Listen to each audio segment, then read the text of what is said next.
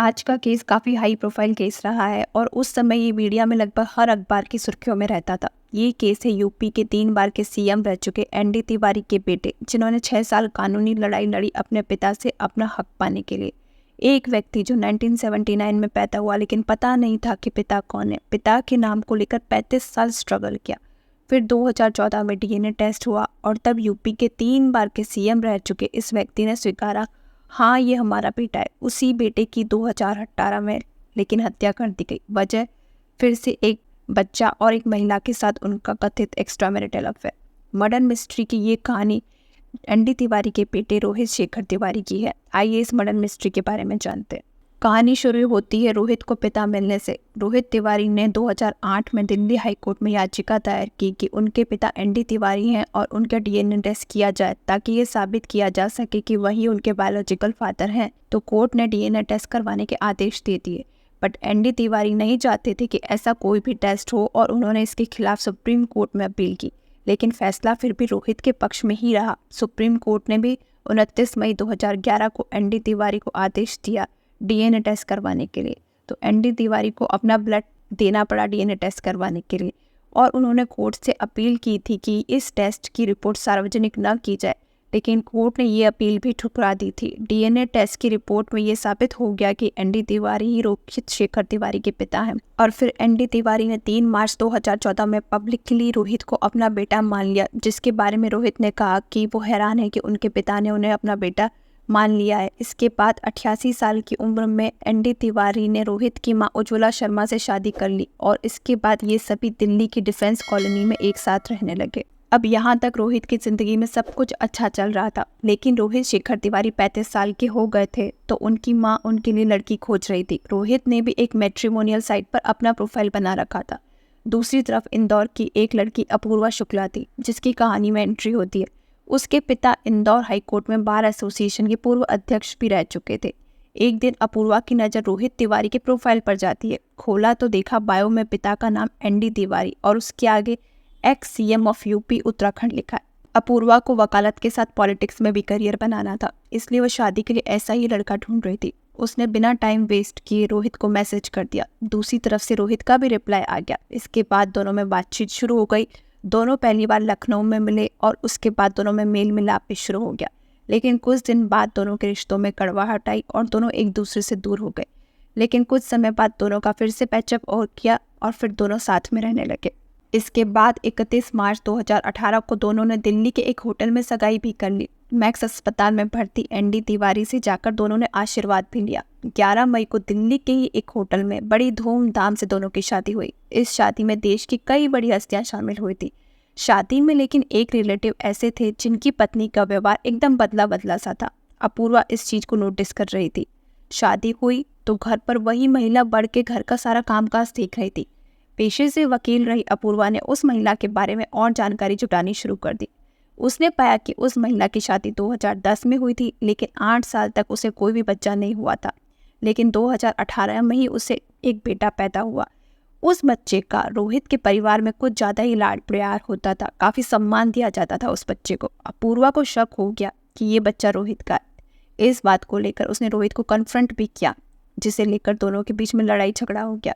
लड़ाई इस कदर बड़ी कि शादी के 18 दिन बाद ही अपूर्वा अपना ससुराल छोड़ मायके इंदौर लौट आई। अब अपूर्वा के पिता को लगने लगा कि उन्होंने रोहित से शादी करवाकर अपनी बेटी की बहुत बड़ी गलती कर दी है। लेकिन अपूर्वा ने भी अपना ससुराल छोड़ने से पहले रोहित के परिवार की वसीयत निकलवा ली थी। वसीयत के मुताबिक तिवारी खानदान की 60% संपत्ति पर रोहित का और 40% संपत्ति पर उसी के भाई सिद्धार्थ तिवारी का अधिकार था। किसी एक की भी मौत हो जाती तो वो सारी संपत्ति एक भाई की हो जाएगी। लेकिन इसी में एक चीज और गौर करने वाली थी। सिद्धार्थ ने अपने हिस्से की कुछ संपत्ति उस बच्चे के नाम पर कर रखी थी, जिसे अपूर्वा रोहित का बेटा मानती थी।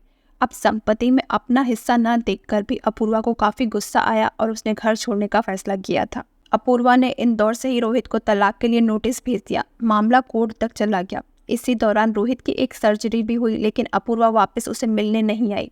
माँ उज्ज्वला शर्मा सहित परिवार के कई और लोगों ने अपूर्वा को समझाया और इसके बाद हुआ ये कि तलाक का तो मामला खत्म हो गया और 30 मार्च 2019 को अपूर्वा वापस रोहित के पास डिफेंस कॉलोनी में रहने आ गई, लेकिन कहते हैं कि अगर एक बार रिश्ते में दरार पड़ जाए तो उसे वापस सुधारना काफ़ी मुश्किल हो जाता है। ऐसा ही कुछ इन दोनों के रिश्ते में भी हुआ। 11 अप्रैल 2019 को उत्तराखंड में लोकसभा चुनाव होने थे। रोहित और मां उज्ज्वला के साथ वह महिला भी काठगोदाम गई जिससे अपूर्वा समझती थी कि रोहित का अफेयर चल रहा है। वहां जाने के बाद उस महिला और रोहित ने साथ में नशा किया। तभी अपूर्वा का वीडियो कॉल आया और रोहित ने जब फ़ोन उठाया तो अपूर्वा ने ये देख लिया कि रोहित उस महिला के साथ आपत्तिजनक हालत में है। साथ ही वो एक ही गिलास से दोनों ड्रिंक करते हुए भी नजर आए। अब रोहित ने महिला को छुपाने की कोशिश की, लेकिन तब तक अपूर्वा सब देख चुकी थी। अपूर्वा ने फ़ोन पर तो रोहित से कुछ नहीं कहा, लेकिन वो काफ़ी गुस्से में थी इस बात को लेकर। 15 अप्रैल को रोहित अपनी मां उज्ज्वला शर्मा और भाई सिद्धार्थ के साथ दिल्ली वापस आ गए। उज्ज्वला डिफेंस कॉलोनी वाले घर से खाना खाकर तिलक लेन वाले सरकारी आवास पर चली गई। घर में रोहित, सिद्धार्थ के अलावा अपूर्वा, नौकर मार्था, नौकर गोलू और ड्राइवर अखिलेश थे। रात में रोहित ने शराब पी और अपने कमरे में चला गया। दूसरी तरफ अपूर्वा ने भी अपने कपड़े चेंज किए और रोहित के कमरे में चली गई। अब दोनों के बीच फिर से उस महिला को लेकर काफ़ी लड़ाई शुरू हो गई। दोनों में मारपीट तक नौबत आ गई। दोनों मारपीट करने लगे। रोहित नशे में था, इसलिए उन पर अपूर्वा भारी पड़ी और पूरी ताकत से अपूर्वा ने रोहित का गला दबा दिया। इसके बाद उसने बेड पर पड़े तकिए से रोहित का मुंह तब तक दबाए रखा जब तक कि उसकी मौत नहीं हो गई। अब अपूर्वा को एहसास हो गया कि उसने बहुत बड़ा कांड कर दिया। वह तुरंत सबूत मिटाने में जुट गई। पहले अपना मोबाइल फ़ोन फॉर्मेट किया और घर में लगे 7 सीसीटीवी कैमरों में से 2 को उसने खराब कर दिया। अब रोहित और अपूर्वा दोनों अलग अलग कमरों में सोया करते थे। 16 अप्रैल को जब रोहित पूरा दिन अपने कमरे से बाहर नहीं निकला तो अपूर्वा ने नौकर को उसके कमरे में भेजा और देखा कि चेक कर गया। जब नौकर रोहित के कमरे में गया तो वो सन्न रह गया। रोहित के नाक से खून बह रहा था और वो अचेत अवस्था में पड़ा हुआ था। उसने तुरंत अपूर्वा और मां उज्ज्वला शर्मा को बता दिया।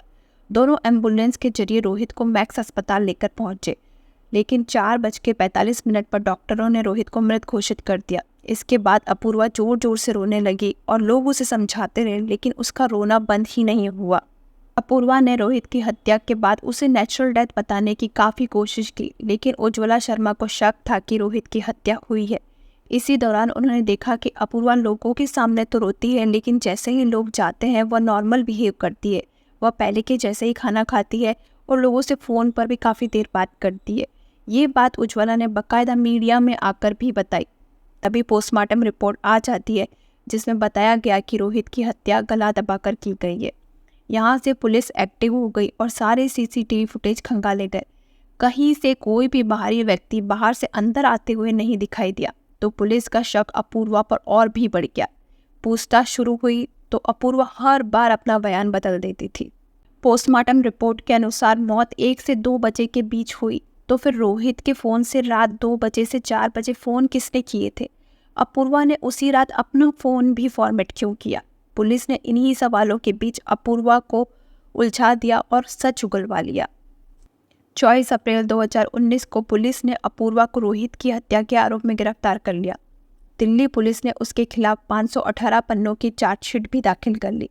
इसके बाद से उसने कई बार जमानत पाने की कोशिश की, लेकिन कामयाबी नहीं मिली। 7 जनवरी 2022 को उसे पहली बार दिल्ली की साकेत सत्र न्यायालय ने जमानत दे दी। अपूर्वा को हत्या करने का तो कोई दुख नहीं है। वह कहती है उसे कोई पछतावा नहीं। फिलहाल अब केस पूरी तरह से खुल चुका है।